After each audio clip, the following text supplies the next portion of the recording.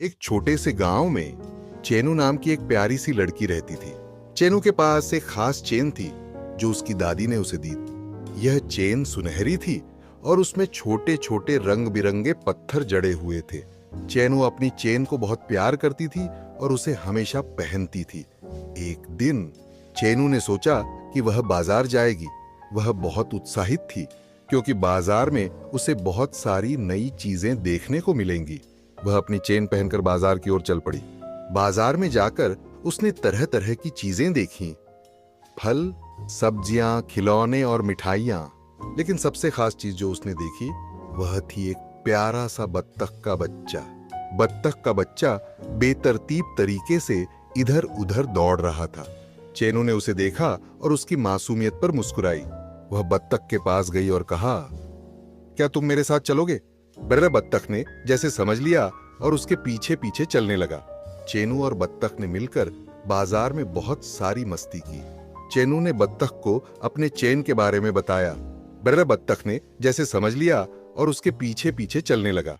चेनू और बत्तख ने मिलकर बाजार में बहुत सारी मस्ती की। चेनू ने बत्तख को अपने चेन के बारे में बताया। बर्रा देखो, यह मेरी दादी की दी हुई चेन है।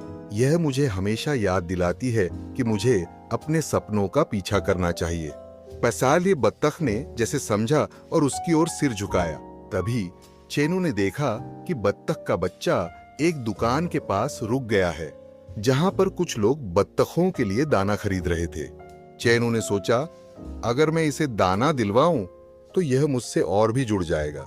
बैये उसने अपनी जेब से थोड़े पैसे निकाले और दाना खरीदा। बत्तख ने खुशी से दाना खाया और चेनू को धन्यवाद कहा। जब चेनू बाजार से घर लौट रही थी तो उसने महसूस किया कि उसकी चेन अब और भी खास हो गई है। उसने एक नए दोस्त को पाया था और उसकी चेन उसकी दोस्ती की कहानी कह रही थी।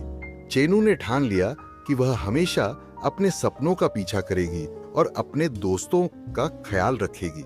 इस तरह चेनू और बत्तख की दोस्ती ने उन्हें एक नई यात्रा पर ले जाने का वादा किया।